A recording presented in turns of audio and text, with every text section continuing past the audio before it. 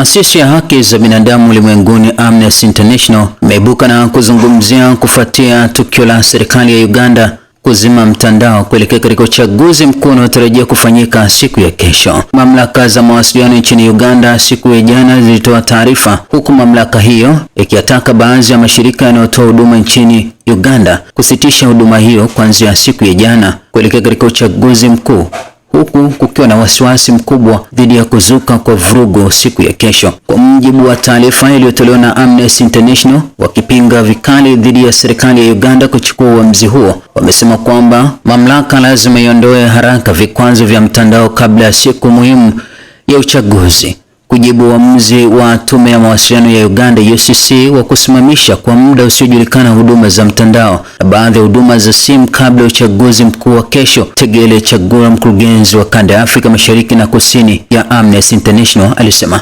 kuzima kwa mtandao kwa muda usiojulikana ni shambulio la wazi dhidi ya haki ya uhuru wa kujieleza ambayo inajumuisha upatikanaji wa taarifa. Ni jambo la kutia wasiwasi sana linapotokea sasa hivi kabla ya uchaguzi muhimu ambao tayari umetiwa doa. Kuzimwa kwa mtandao kwa ujumla kuna vuruga usafiri wa watu, riziki zao na uwezo wao wa kupata taarifa muhimu. Ni hatua zisizo za uwiano chini ya sheria za kimataifa za haki za binadamu na hazipaswi kutekelezwa kamwe. Kukata upatikanaji wa mtandao ili kuzuia taarifa potofu au kulinda usalama wa taifa kunakiuka haki za binadamu katika wakati muhimu nchini Uganda. Amnesty International inawataka mamlaka ya Uganda kuondoa mara moja vikwazo vyote vya upatikanaji wa mtandao na huduma za simu zilizoathirika. Siku ya Jumatano, kundi la uchunguzi wa mtandao Netbox lilipoti kuzimwa kwa mtandao nchini Uganda. Amri hiyo inawahitaji waendeshaji wa mtandao na watoa huduma za mtandao kusimamisha huduma za mtandao, kuacha kuuza na kusajili SIM kadi mpya au kadi za SIM na kusimamisha huduma za data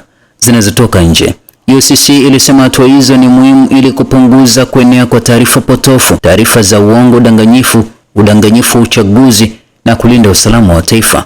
Mamlaka ya Uganda mara kwa mara huimarisha udhibiti wa mtandao wakati wa uchaguzi na kuwanyima wapiga kura taarifa muhimu za uchaguzi. Wakati wa uchaguzi uliopita mwaka 2021, watu kadhaa waliuawa katikati ya kuzimwa kwa mtandao kwa wiki moja. Kuzimwa kwa mtandao kunakuja muda mfupi baada ya ofisi ya NGO ya Uganda kusimamisha vibali vya angalau mashirika 6 yasiyo ya kiserikali na kufungia akaunti zao za kibenki na hivyo kuzuia uhuru wao kujumuika ambao unahakikishwa chini ya katiba ya Uganda na sheria za kimataifa za haki za binadamu. Mapema mwezi huu, tume ya Kiafrika ya haki za binadamu na haki za watu ilionyesha wasiwasi kuhusu vikwazo vya taarifa kabla ya uchaguzi nchini Uganda na vitendo vingi vya unyanyasaji, vitisho, kukamatwa bila sababu na unyanyasaji dhidi ya waandishi wa habari.